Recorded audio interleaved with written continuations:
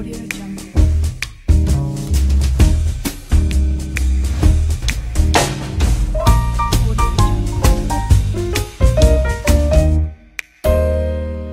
Audio Jungle.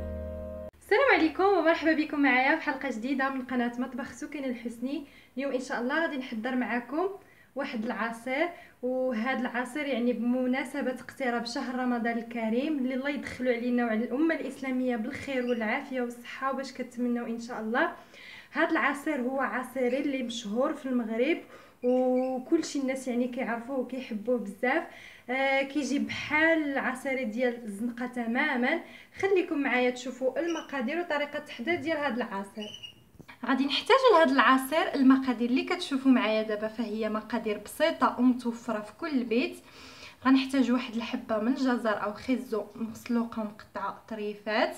غنحتاج واحد الحبه من البطاطس او البطاطا مسلوقه حتى هي ومقطعه مربعات صغيره. غادي نحتاج واحد الحبه من الموز او البنان. غنحتاج واحد نصف لتر من اللبن. كنأكد ونعاود نقول اننا كنحتاجو في هذا العصير اللبن ماشي الحليب.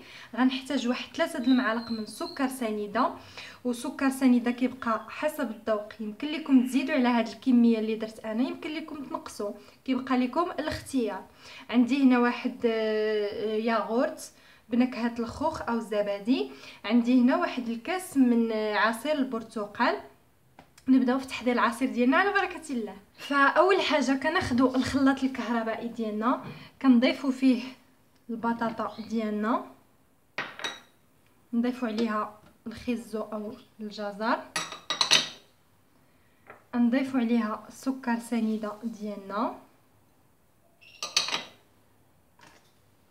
وكنضيفوا عليها داك الحبه من الموز او البنان.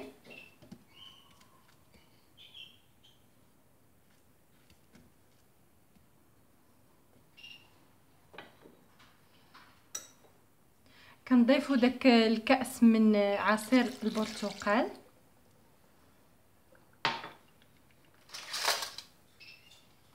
وكنضيفوا الياغورت ديالنا بنكهه الخوخ او اي نكهه يمكن لكم تستعملوا.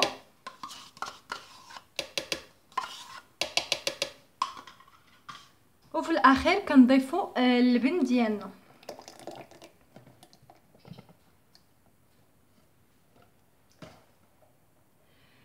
صافي، وكنخلط العناصر كلها مع بعضها، وها العصير ديالنا واجد، ونشوفوا ان شاء الله الشكل النهائي.